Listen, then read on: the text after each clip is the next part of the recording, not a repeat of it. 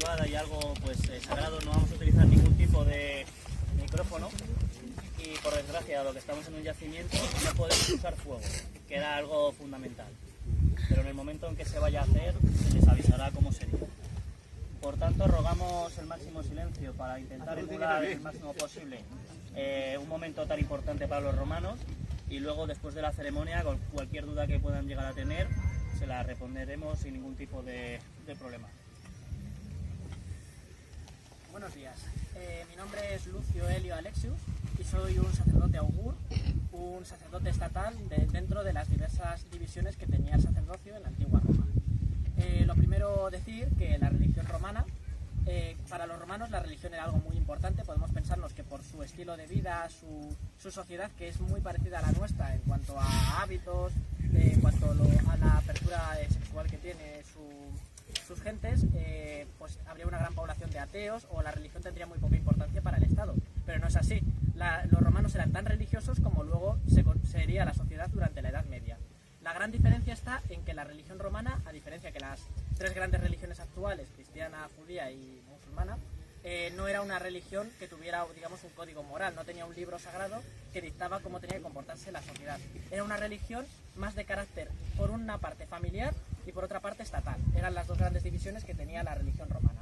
La religión romana tradicional, la religión de los gentiles, como así se llama por la gens, que sería la comunidad familiar, se basaba en que cada clan familiar tenía una serie de divinidades muy abstractas, en el sentido de que eran más como espíritus de los antepasados, dioses sin una forma, que no se les daba un rostro, que lo que eran protectores de la familia. Entonces, el núcleo familiar era el que rendía culto a esas divinidades, tenía un altar dentro de la casa, toda la familia se reunía y el pater de familia actuaba como patriarca dentro del clan familiar. Era quien dirigía los actos, quien dirigía a toda la familia, tanto en lo que sería lo legal como lo religioso.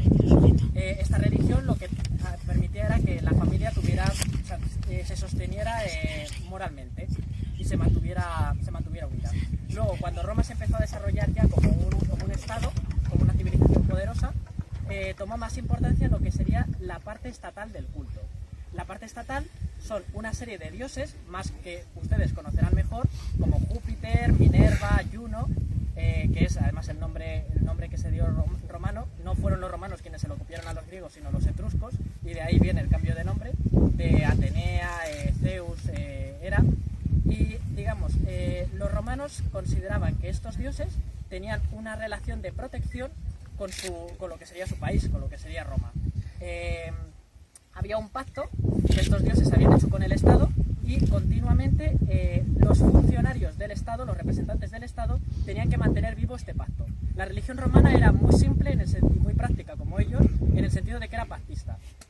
Los romanos daban algo a los dioses a cambio de que ellos les dieran buena fortuna. Así pues, les ofrecían diferentes tipos de ofrendas, como pueden ser frutales, carnes, un animal sacrificado, inciensos, perfumes, y a cambio de que se les diera, los dioses se consideraban que iban a seguir protegiendo la ciudad.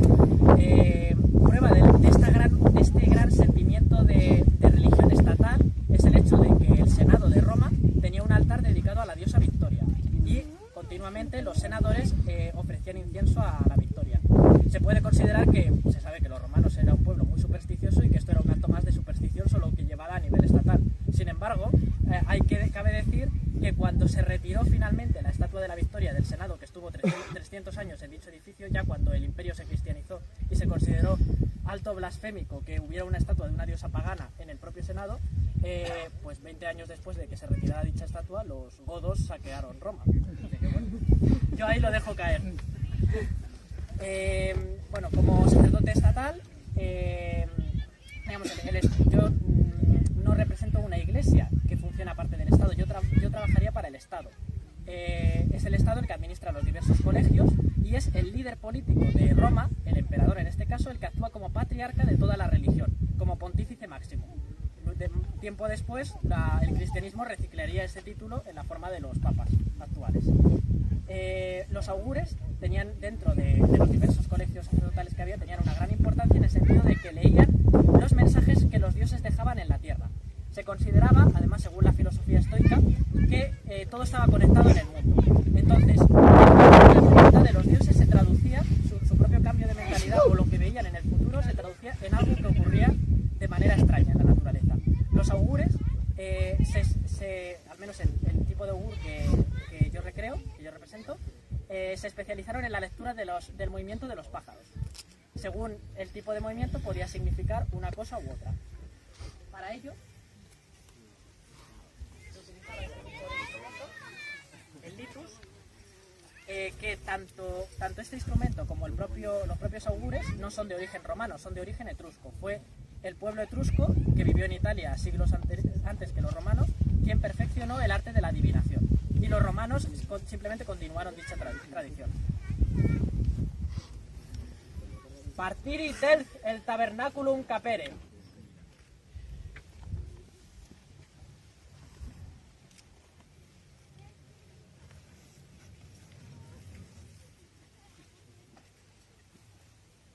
Con este acto he procedido a dividir el cielo en 4 partes. A partir de ahora, el movimiento de los pájaros, dependiendo de hacia cuál de las 4 partes que he dividido el cielo se desplace, dependiendo de los acontecimientos que ocurran, va a significar algo distinto. Desgraciadamente no tenemos un recetario de todo lo que significaban los movimientos de las aves. Se han conservado algunos elementos. Se sabe que a lo largo de la República el propio colegio de los augures empezó a entrar en decadencia. Hubo muchos casos de sobornos porque de los ritos augurales dependían un montón de actividades públicas, incluyendo las elecciones. Entonces muchas veces ciertos augures favorables o no a algunos políticos retrasaban a propósito las ceremonias, se fueron perdiendo conocimiento y se dice que ya para el momento en el que Augusto llegó al poder, incluso los augures ya no leían a las aves salvajes, sino que tenían una serie de gallinas y dependiendo de si comían el grano o no que lo echaban, eso significaba un augurio favorable o no. Que eso se consideraba muy blasfémico porque al estar domesticado el pájaro ya no reflejaba la voluntad de los dioses. Así pues, Augusto financió dentro de su plan de volver a las tradiciones antiguas de Roma, recuperar el esplendor de los augures, volver a que se recuperara la verdadera lectura de las aves y que los augures volvieran a reflejar bien la voluntad de los dioses. En este caso yo entraría dentro de lo que es esta reforma y que es lo que más se nos ha conservado.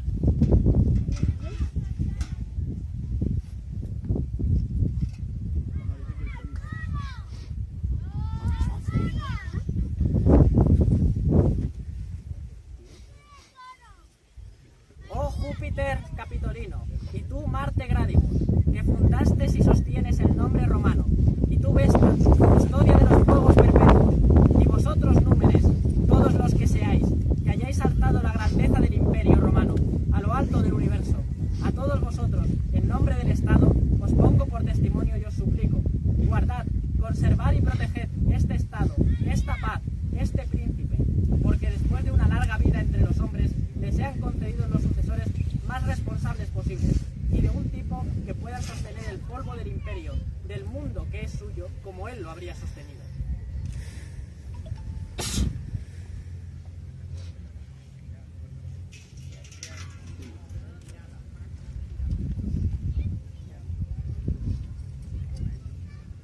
Los romanos consideraban que habían 3 grandes familias de dioses en función temática. Los dioses, dentro de la religión romana y dentro de muchas religiones antiguas, eran entendidos más como alegorías de la naturaleza. Cada divinidad representaba una faceta de la naturaleza que luego en conjunto formarían un todo.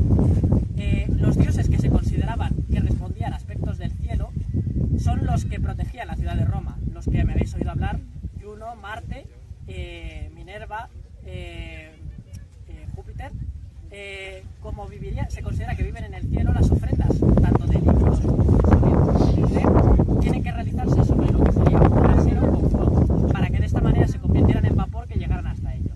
En caso de que se rindiera culto a las otras familias de dioses, los dioses de la tierra, que representan elementos de la naturaleza como pueden ser los bosques o los ríos, dicha ofrenda se realizaría sobre el suelo cerca del lugar que representan. También variaría que en este caso, en vez de alzar la mano con la que se dirige al dios, se dirigiría a aquel elemento en el que se considera que está. En caso de ser dioses del inframundo, como Plutón, Hades para los romanos, se haría un agujero en el suelo y ahí se vertiría la ofrenda.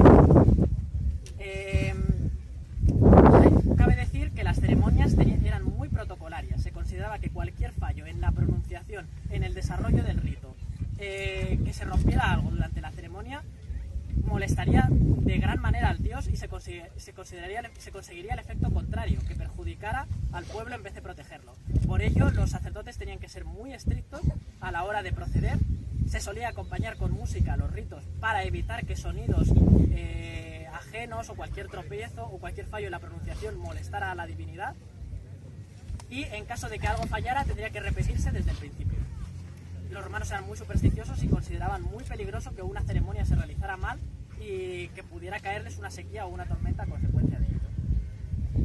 De esta manera, en la religión romana, cabe decir que tenía una gran importancia a la hora de mantener al Estado romano unido, ya que a veces incluso la propia Roma era representada como una diosa, y conllevó que durante los siglos que estuvo en activo los romanos tuvieran un sentimiento religioso que a la vez era un sentimiento patriótico que les unía a querer lo mejor para su Estado.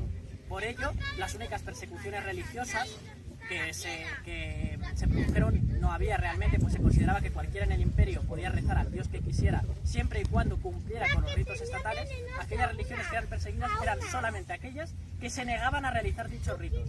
Y no se castigaban de un modo religioso, como luego ocurriría en la Edad Media, sino de un modo estatal. Como la religión era el Estado, si infringías la participación en los ritos conjuntos, estabas traicionando al Estado, y por ello se te aplicaban las penas capitales.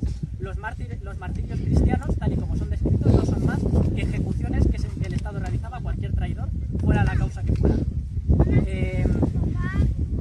Con ello cabe decir que la religión romana era fundamentalmente estatal y que fue parte del Estado hasta ya la llegada del cristianismo.